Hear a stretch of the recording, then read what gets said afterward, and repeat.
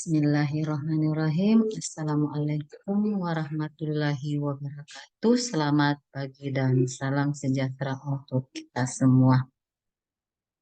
Perkenalkan, saya Citrawati, mahasiswa S2 Kebidanan Universitas Hasanuddin Makassar, akan membawakan video pembelajaran tentang pelayanan KB dengan pokok bahasan kontrasepsi progestin. Video pembelajaran ini dibuat sebagai tugas akhir dari mata kuliah IT Komputerisasi dan Sistem Informasi Pendidikan dengan dosen pengampu mata kuliah Prof. Yusrin Sanusi.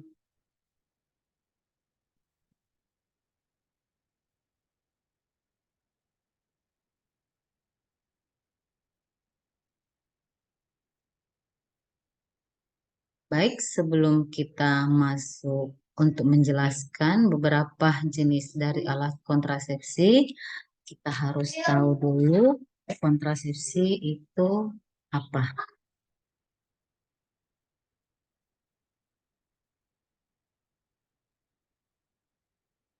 Mungkin dari para pemirsa ada yang tahu apa itu KB?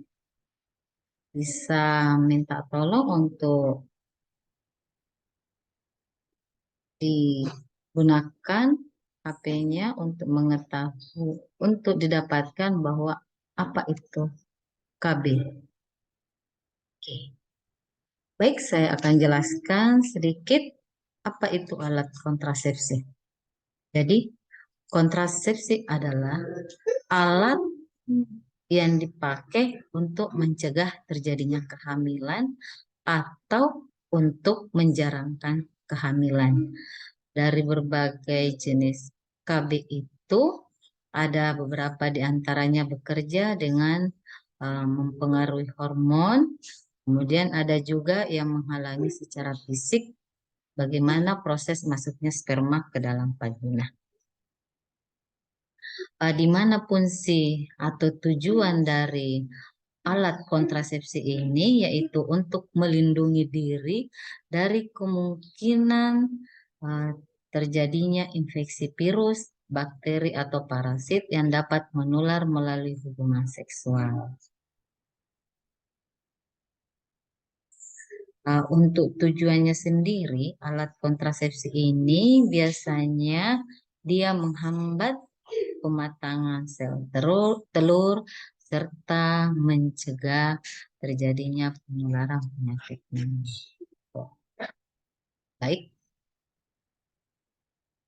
kita masuk ke pokok bahasannya, yaitu ada kontrasepsi pil, ada kontrasepsi suntik, ada kontrasepsi implan, dan kontrasepsi IUD atau AKDR.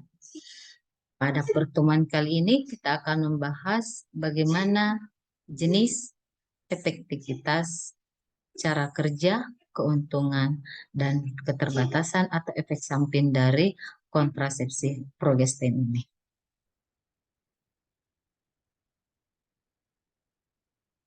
Masuk ke jenis kontrasepsi. Jadi dari jenis kontrasepsi yang 4 tadi itu, mulai dari pil, jenisnya terdiri dari 2 yang biasa digunakan di masyarakat. Yang pertama mini pil, kemudian yang kedua pil kombinasi, dan yang ketiga. Kemudian untuk jenis kontrasepsi suntik itu yang menggunakan hormon progestin, ada suntikan 3 bulan atau depo progestin. Kemudian untuk kontrasepsi implan yang biasa digunakan di masyarakat ada 4 jenis, yaitu yang pertama Norplan, kemudian yang kedua Implanon, kemudian yang ketiga Indoplan, dan yang keempat itu Jadina. Untuk kontrasepsi IUD dan atau AKDR yang sering digunakan itu jenis kontrasepsi AKDR Copperty 380A atau LNG IUD. Setelah kita mengetahui jenisnya, mari kita tahu bagaimana cara kerjanya sehingga dia dapat menghambat atau menjarangkan kehamilan. Cara kerja dari kontrasepsi progestin ini hampir semuanya sama, yaitu yang pertama dia mengentalkan lendir serviks, kemudian dia mengurangi uh, terjadinya atau proses pembentukan endometrium sehingga sulit terjadi implantasi. Kemudian yang ketiga, dia menekan ovulasi dan mencegah pelepasan sel telur. Keempat, mengentalkan lendir serviks sehingga sperma sulit bertemu dengan sel telur. Kemudian yang kelima, dia dapat menimbulkan reaksi keradangan lokal dalam endometrium kapun uteri sehingga bisa menghambat terjadinya penempelan sel telur yang telah dibuahi di dinding rahim. Kemudian IUD di sini juga yaitu dapat menghambat terjadinya motilitas tuba sehingga memaksa sperma berenang untuk melawan arus. Jadi pada dasarnya cara kerjanya di sini bagaimana dia menghambat sel telur atau sperma masuk ke dalam dinding rahim untuk menyebabkan terjadinya persalinan.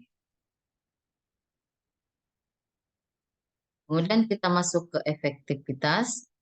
Efektivitas dari penggunaan alat kontrasepsi progestin ini yaitu dari 100 pengguna dari 100 perempuan pengguna alat kontrasepsi ini bisa terjadi 0,5 sampai 1 untuk kehamilan.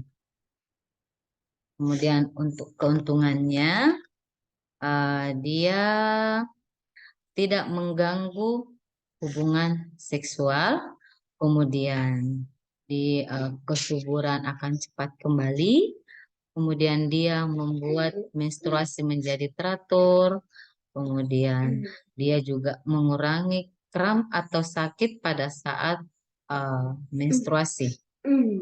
Kemudian selanjutnya dia tidak mengganggu adanya produksi ASI apabila yang menggunakan itu adalah ibu pasca salin. Jadi ibu yang menginginkan untuk memberikan ASI eksklusif sampai 6 bulan itu bisa menggunakan alat kontrasepsi progestin ini. Kemudian juga alat kontrasepsi ini tidak diperlukan untuk pemeriksaan dalam. Kemudian ini juga termasuk alat kontrasepsi dengan jangka.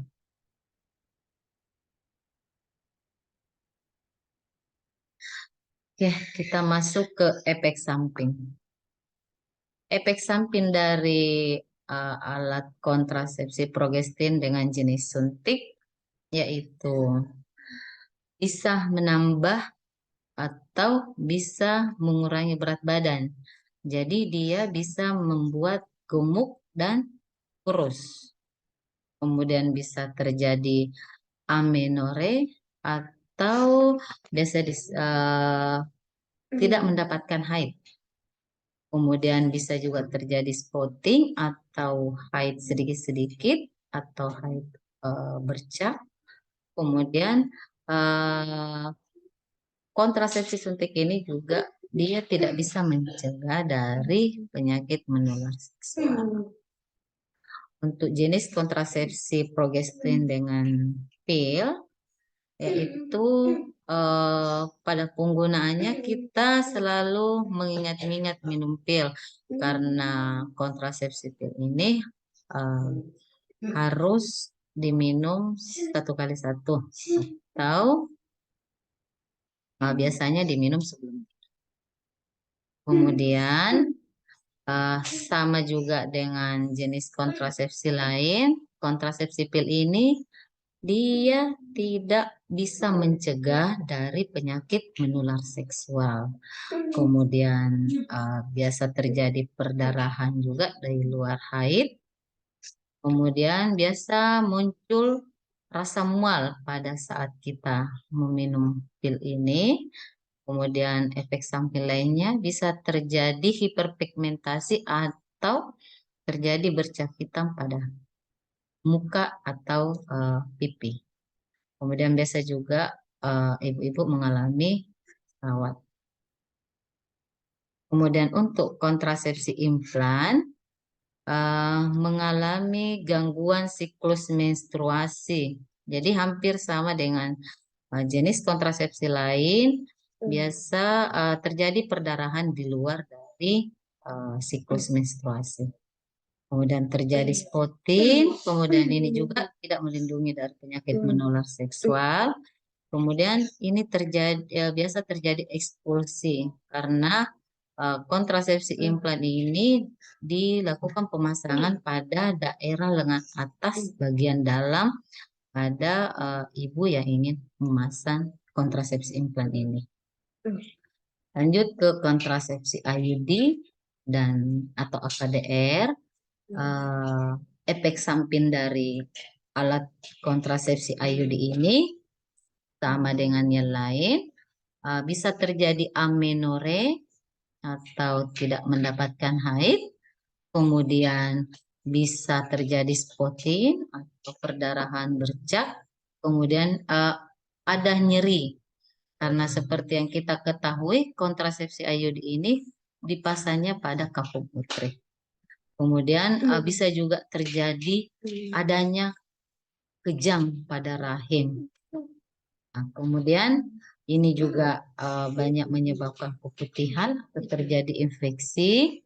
Kemudian terjadi juga perdarahan di luar dari siklus menstruasi.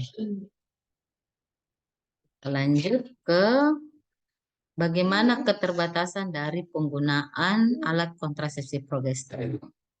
Untuk penggunaan alat kontrasepsi dengan jenis suntik itu ini perlu kita ke tenaga kesehatan atau pelayanan kesehatan untuk penggunaannya. Karena ini penggunaannya dengan menggunakan metode suntik pada daerah intramuskuler. Kemudian untuk pil, keterbatasannya itu kita harus selalu mengingat-ingat minum pil. Karena ini harus diminum 1 kali 1, yaitu pada sebelum. Kemudian untuk jenis kontrasepsi implan, keterbatasannya ini bisa terjadi infeksi pada daerah insisi karena dilakukan perlukaan atau dilakukan insisi pada saat pemasangan, sama juga halnya pada saat pelepasan. Kemudian kita juga tidak bisa menghentikan sendiri karena kita perlu ke tenaga kesehatan, ke pelayanan atau ke pelayanan kesehatan untuk pencabutan atau menghentikan bila kita sudah menghendaki berhenti. Kemudian di sini juga memerlukan tenaga kesehatan atau pelayanan karena dia menggunakan keterampilan khusus dalam pemasangan dan pencabutannya. Kemudian implan juga termasuk dalam kontrasepsi yang mahal. Selanjutnya kita ke kontrasepsi IUD atau AKDR.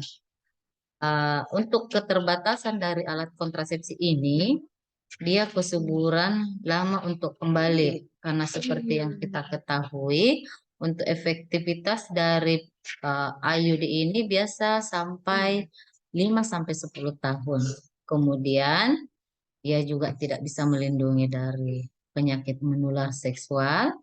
Kemudian dia tidak boleh digunakan oleh wanita perokok.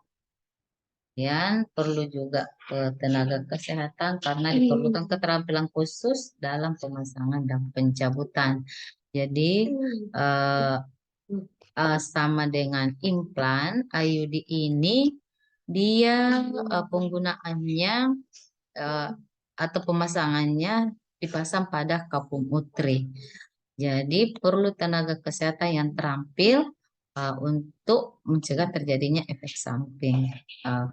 Kemudian IUD atau AKDR ini juga termasuk alat kontrasepsi yang mahal. Oke, mungkin saya akan memberikan kesimpulan pada materi pembelajaran kali ini. Jadi seperti yang kita ketahui, untuk alat kontrasepsi sendiri itu adalah suatu alat yang dipasang atau digunakan untuk menjarangkan atau mencegah terjadinya kehamilan. Pada alat kontrasepsi ada dua jenis, ada yang menggunakan hormon dengan ada yang alami atau menghentikan secara fisik sendiri. Kemudian untuk hormonal ini ada yang menggunakan kontrasepsi dengan progestin. Yang pertama itu alat kontrasepsi dengan jenis pil, suntikan, implan, dan AKDR.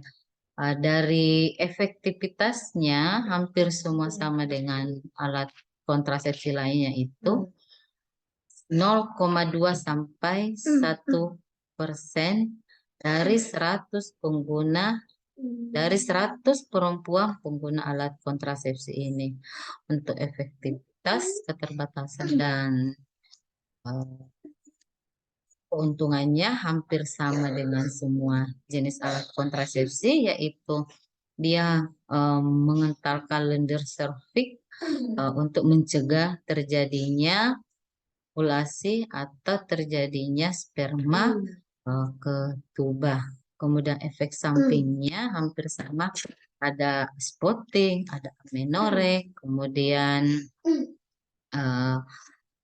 sakit kepala, dan lain-lainnya. Oke, untuk terakhir, mohon untuk menyiapkan HP kembali, kemudian kita akan membuat rating. Seberapa pentingkah materi penggunaan alat kontrasepsi progestin ini untuk kita ketahui. Oke, silahkan. Kemudian kalau sudah, mohon di-submit untuk kami dapat nilai ratingnya.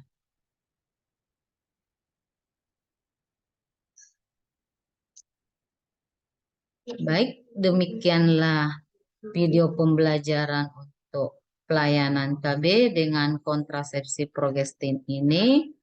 Semoga bermanfaat untuk kita semua. Lebih dan kurangnya mohon dimaafkan. Terima kasih. Assalamualaikum warahmatullahi wabarakatuh.